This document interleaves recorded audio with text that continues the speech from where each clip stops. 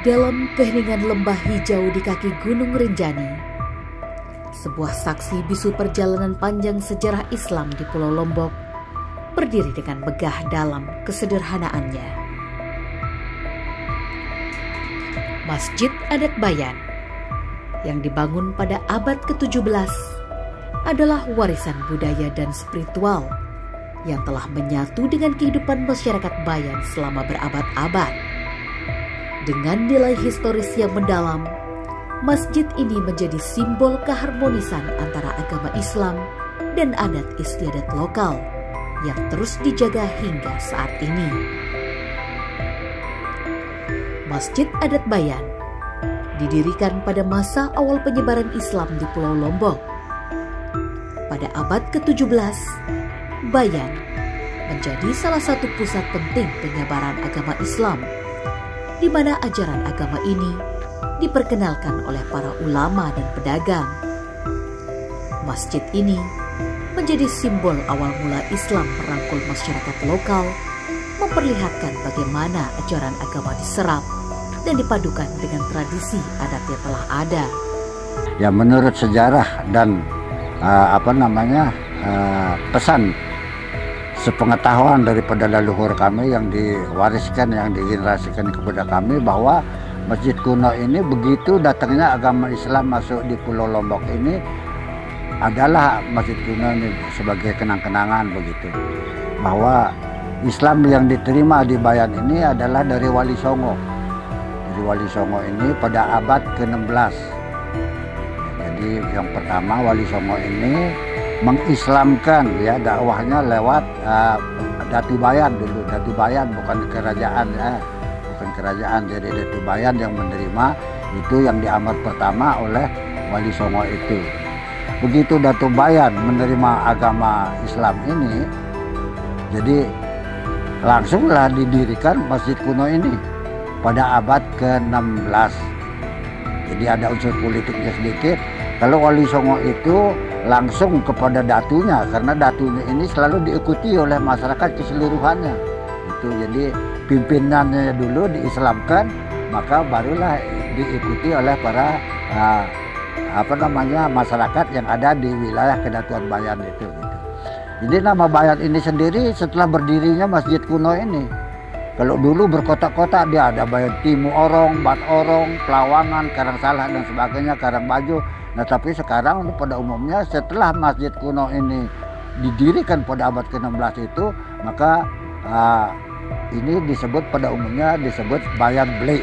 Berbeda dengan masjid-masjid modern yang megah, Masjid Adat Bayan mempertahankan bentuk tradisional yang sederhana.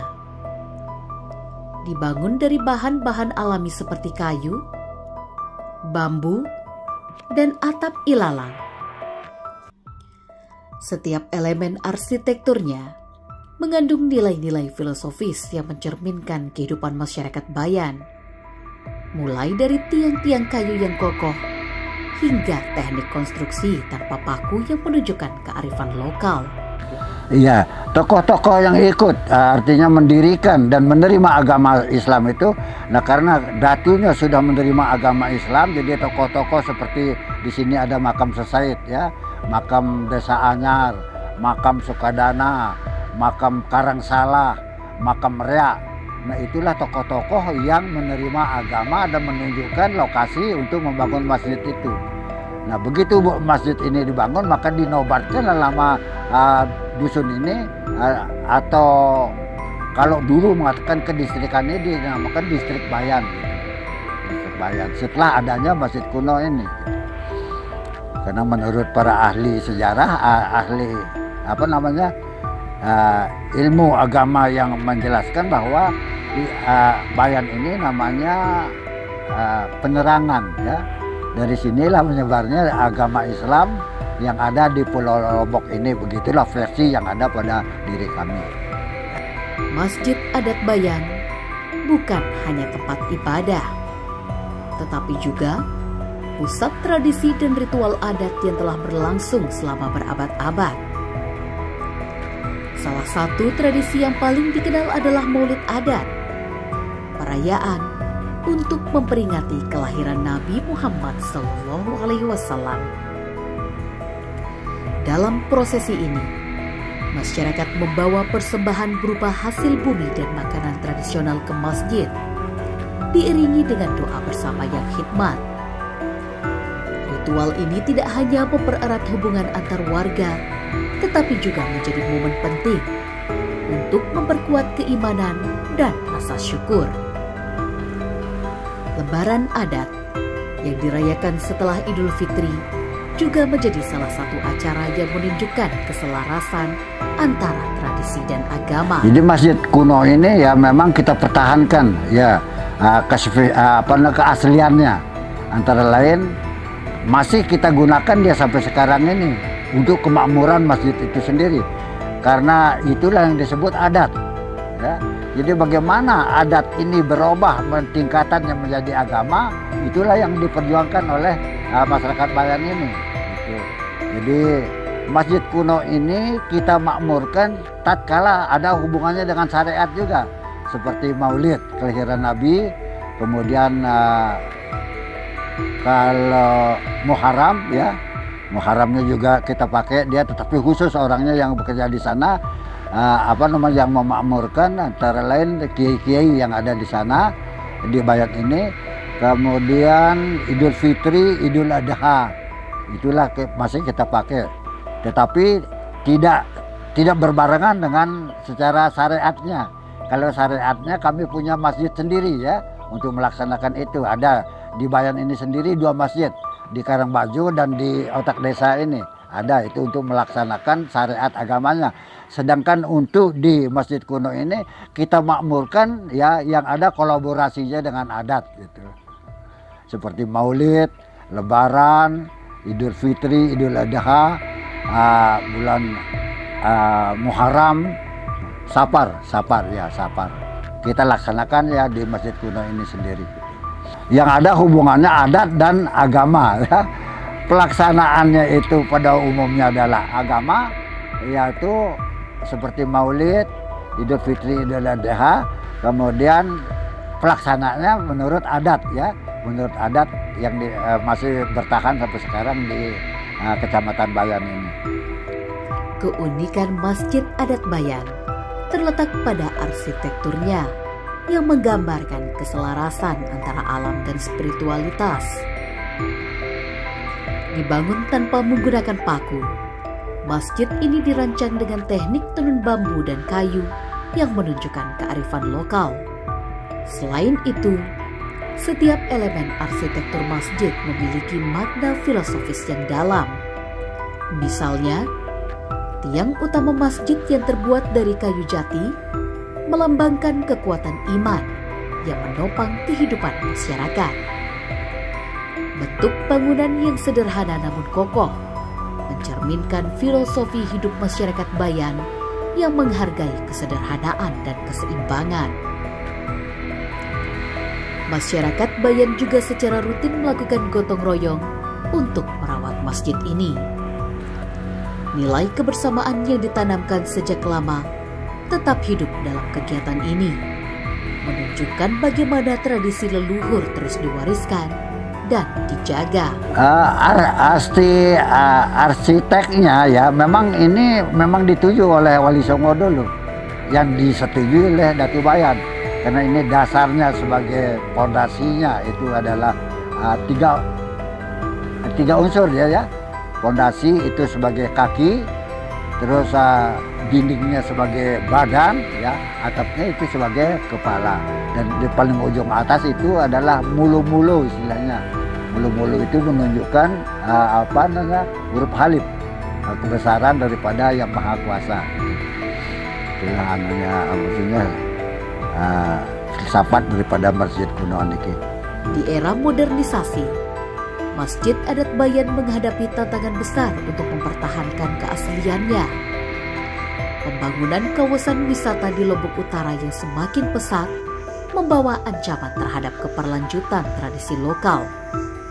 Namun, masyarakat Bayan tetap teguh menjaga masjid ini sebagai identitas budaya mereka.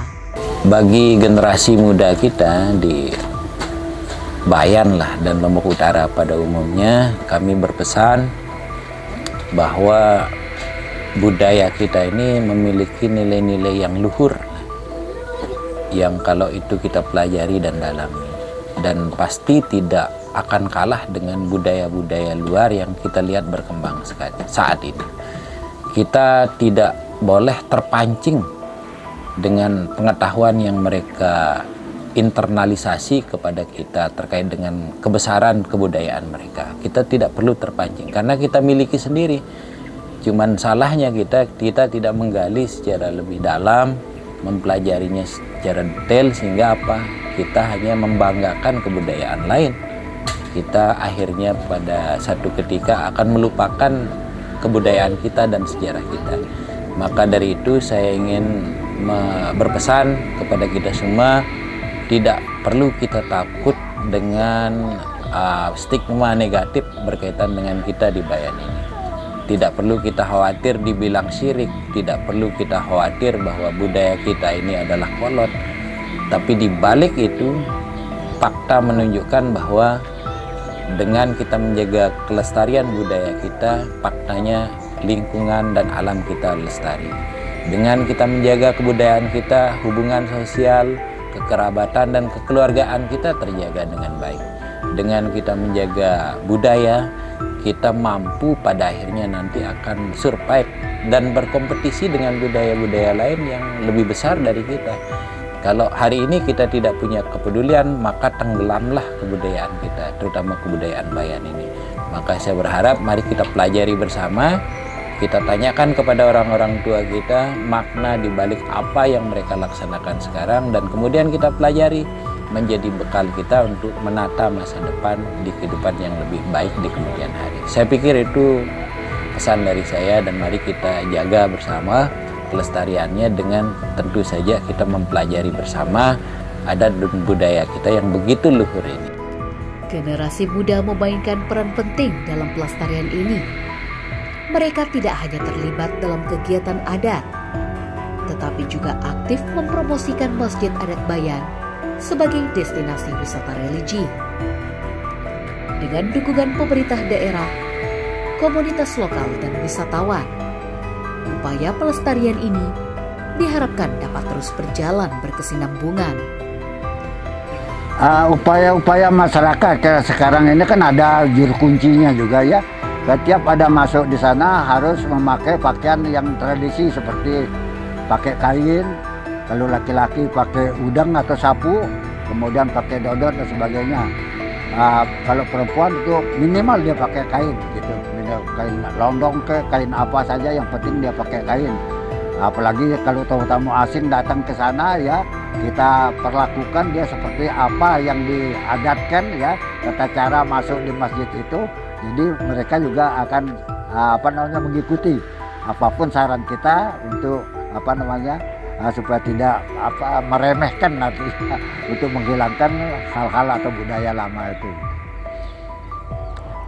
Masjid Adat Bayan memiliki potensi besar sebagai destinasi wisata religi dan budaya. Dengan keunikan arsitektur dan tradisi yang dimilikinya, masjid ini tidak hanya menarik wisatawan domestik, tetapi juga mancanegara. Kepada generasi muda, di bawah generasinya saya atau anak cucu saya kemudiannya, supaya kelestarian masjid kuno ini betul-betul kita hargai ya. Karena masjid ini menurut versi orang tua kita dulu, masjid yang paling tua, sehingga disebut masjid adat atau masjid loka. Kalau sekarang sih dikatakan masjid kuno. Jadi ini tolong pada generasi muda dipertahankanlah keasliannya. Kemudian apapun sejarah dari masjid ini coba tolong dipelajari.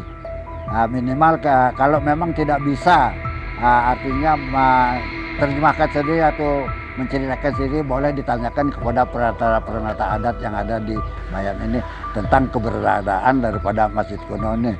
Jadi harapan saya supaya betul-betul dilestarikan ya, betul-betul diikuti apa saran dan pemali istilahnya orang-orang tua itu dulu, itu harus dilaksanakan sebaik mungkin supaya betul-betul dilanjutkan kepada regenerasi selanjutnya. Demikian. pesan saya kepada para generasi saya. Film dokumenter jejak spiritualitas Masjid Adat Bayan dan warisan Islam di Lombok Utara bertujuan untuk mendokumentasikan kekayaan sejarah, tradisi, dan spiritualitas yang dimiliki oleh masjid ini. Dengan wawancara tokoh adat, pemangku masjid, dan sejarawan, serta visual prosesi adat yang penuh makna, film ini akan menjadi media edukasi yang mampu menghubungkan masa lalu dengan masa kini. Produser film ini menyatakan, film ini adalah upaya untuk menunjukkan bahwa budaya dan agama tidak berdiri sendiri. Mereka saling melengkapi, menciptakan harmoni yang indah yang layak untuk kita lestarikan. Bismillahirrahmanirrahim. Assalamualaikum warahmatullahi wabarakatuh. Bapak Ibu sekalian dimanapun Anda berada, saat ini kami akan coba menceritakan tentang keberadaan masjid kuno yang ada di Desa Bayan, tepatnya Kecamatan Bayan, Kabupaten Lombok Utara. Masjid kuno Bayan ini tidak bisa dilepas dengan keberadaan Islam yang ada dan datang ke Bayan dan Lombok pada umumnya. Diperkirakan Masjid kuno Bayan ini berdiri di sekitar akhir abad 14. Jadi tepatnya 100 tahun lebih dari setelah letusan Gunung Samalas. Jadi Bayan sendiri itu diambil dari bahasa Arab yang berarti penerang, yang itu kemudian nama daerah itu. Daerah ini meliputi dulunya Bayan ini adalah di sebelah timur berbatasan dengan Talbalu, ada satu daerah di situ di sekitar Kecamatan Sambelia. Sementara di sebelah baratnya itu kami kenal dengan istilah Menangarduh, yaitu di sekitar Kecamatan Pemenang. Itu batas Bayan dulunya. Nah, Bayan kemudian dibangun satu peradaban yang kemudian kita kenal dulunya adalah dengan istilah kedatuan ya. Kedatuan itu semacam kerajaan kecil ya. Skalanya mungkin kabupaten lah yang saat ini bisa kita lihat sepanjang pantai utara ini. Jadi para mubalik dulu itu datang dari Pulau Jawa ya, menyebarkan Islam di daerah Bayan. Jadi mereka ini ada yang dengan tujuan berdagang, ada juga yang tujuan untuk menyebarkan Islam dari Jawa. Jadi dalam literatur yang ada, yang saat ini bisa kita lihat di berbagai literatur, menunjukkan bahwa para mubalik itu yang datang ke Bayan ini salah satunya adalah dari Sunan Prapen, atau yang kemudian kita kenal dengan Giri Prapen ya.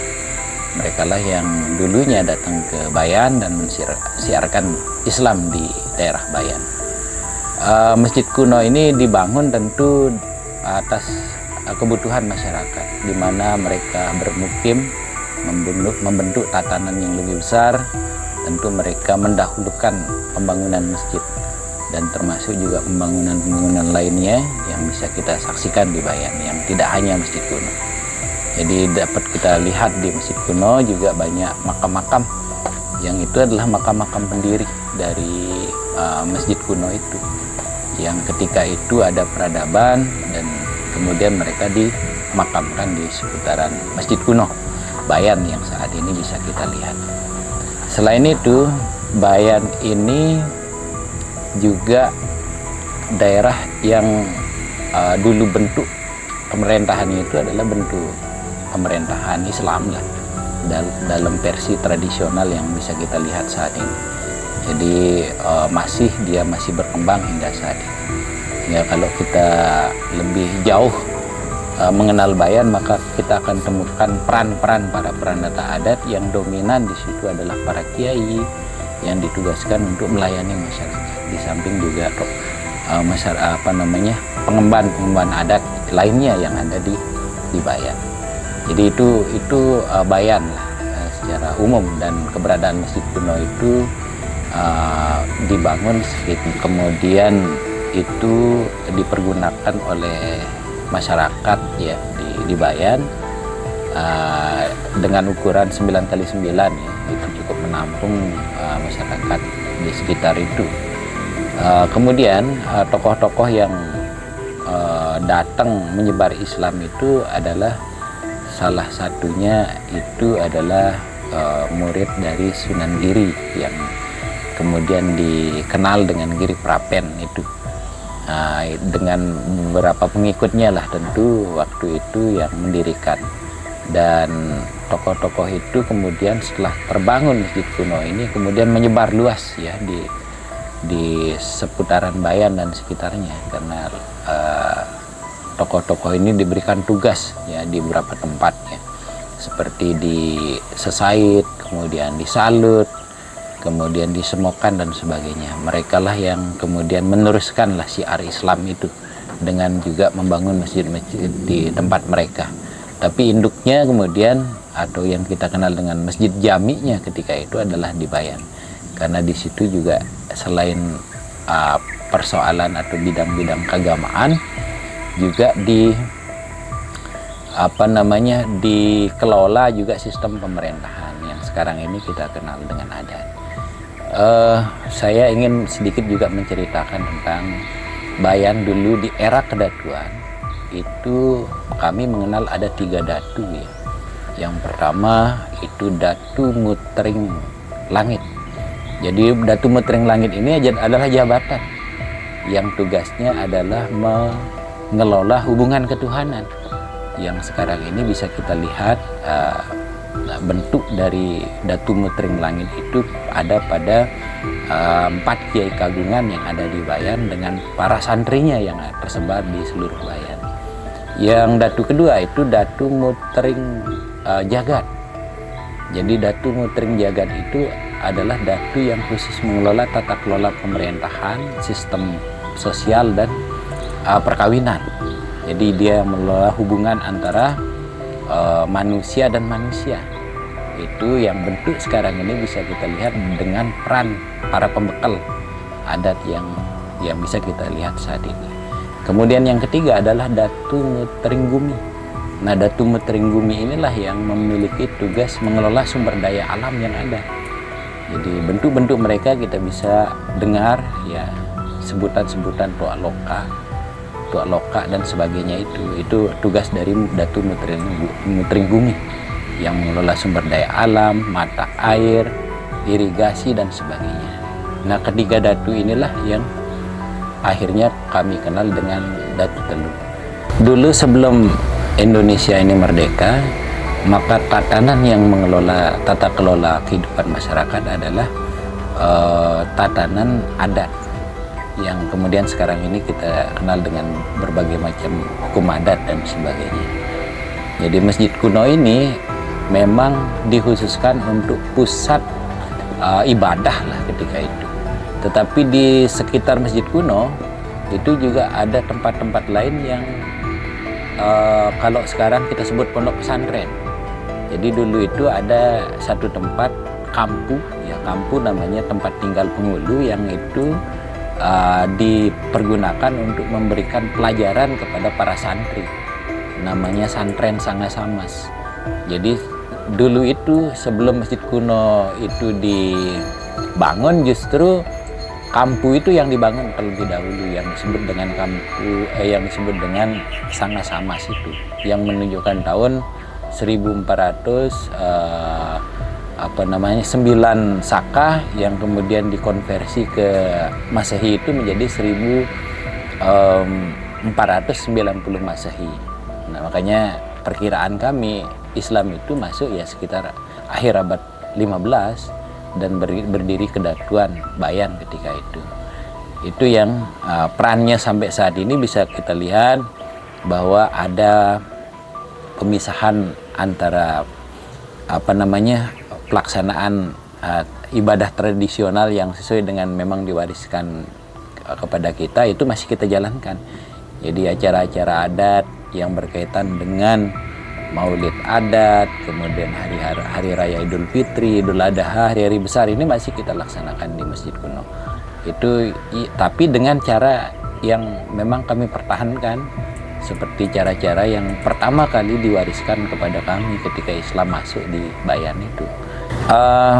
Dalam menghadapi tantangan dan upaya kita melestarikan adat secara umum dan keberadaan Masjid Kuno, orang Bayan sebetulnya memiliki dua tantangan besar lah yang dalam upaya untuk menjaga kelestarian itu. Yang pertama itu adalah stigma. Seringkali orang Bayan dengan berbagai ritual yang bisa ditunjukkan, tata cara mereka ini terstigma negatif, ya. Sehingga itu memunculkan rasa tidak percaya bagi generasi kita untuk lebih jauh memahami dan mengenal adat istiadatnya. Sehingga apa? Sehingga dampaknya karena tidak percaya diri mereka itu, maka nilai-nilai adat itu akan luntur di kemudian hari. Nah, inilah yang kemudian menjadi tantangan berat kami, sehingga perlu kami banyak melakukan terobosan lah. Salah satunya juga sering kita buat buku, kemudian kita perkenalkan kepada anak-anak kita untuk bagaimana pentingnya menjaga adat istiadat ini sebagai modal dan identitas diri yang mungkin di tempat lain tidak ada seperti kita. Sehingga kami berusaha untuk memunculkan optimisme mereka, tidak perlu merasa malu, tidak perlu merasa bahwa saya melaksanakan adat ini bertentangan dengan agama, karena agama kita itu sudah sejalan dengan adat yang kita laksanakan saat ini. Adapun publik menilai berbagai macam hal tentang Bayan, itu urusan mereka yang tidak paham saja tentang Bayan itu seperti apa. Karena di Bayan sendiri itu memiliki nilai yang sangat kuat, nilai yang sebetulnya menjadi modal bagi mereka untuk bertarung menghadapi tantangan zaman saat ini. Yang kedua, tantangan kita adalah klaim. Setiap apapun yang kita munculkan sebagai ikon di Bayan ini, cenderung sekarang ini banyak yang ingin mengklaim sesungguhnya, karena mereka paham bahwa identitas kita ini adalah identitas yang perlu dijaga. Tapi risikonya, klaim dari berbagai pihak tentang keberadaan Bayan ini cenderung dia tidak sejalan dengan histori yang ada, dengan sejarah kita. Maka ketika Bapak Ibu sekalian mendengar tentang sejarah Bayan, itu jangan mudah mempercayai, karena itu sejarah yang ditulis oleh mereka. Kami punya sejarah, kami punya peradaban, dan kami bisa bercerita kepada Bapak Ibu sekalian bahwa sejarah kami itu sesuai dengan fakta dan data yang ada di Bayan. Ini yang menjadi persoalan kita. Di samping persoalan itu tantangan eksternal kita, tetapi di internal juga banyaklah. Mulai apa namanya, berubahnya perilaku masyarakat yang kemudian akibat teknologi yang makin deras ini, sehingga penting kembali kepada bagaimana sesungguhnya eksistensi adat ini perlu dijaga. Dan ini terus-menerus kita lakukan dalam upaya untuk menjaga itu. Kita juga bentuk sekolah adat Bayan namanya, ya. Jadi sekolah adat Bayan itu yang memfasilitasi pendidikan adat yang ada di Bayan. Ya, mereka itu adalah guru-gurunya adalah orang-orang Bayan yang sekarang ini menjadi guru di sekolah-sekolah yang ada di Bayan. Jadi mereka kita train, mereka kita latih, mereka kita berikan informasi untuk mengenal Bayan, sehingga Bayan ini kemudian ditularkan kepada anak-anak didik ini. Jadi itu yang terus-menerus kita lakukan untuk menjaga dan melestarikan budaya Bayan. Masjid Adat Bayan adalah simbol keindahan, keharmonisan, dan kebijaksanaan yang telah diwariskan oleh nenek moyang. Dengan arsitektur yang unik, tradisi yang kaya, dan nilai-nilai spiritual yang dijunjung tinggi, masjid ini menjadikan bagian penting dari identitas masyarakat Lombok Utara. Film dokumenter ini menjadi langkah penting untuk memastikan bahwa warisan ini tetap hidup di tengah modernisasi. Dengan dukungan masyarakat, pemerintah, dan wisatawan, Masjid Adat Bayan dapat terus menjadi sumber inspirasi bagi generasi mendatang. Masjid Adat Bayan bukan hanya tentang masa lalu, tetapi juga tentang masa depan. Mari kita lestarikan, hormati, dan jadikan warisan ini sebagai kebanggaan bersama. Film dokumenter ini diharapkan dapat memperkenalkan masjid ini kepada dunia, meningkatkan kesadaran tentang pentingnya menjaga warisan budaya dan spiritualitas.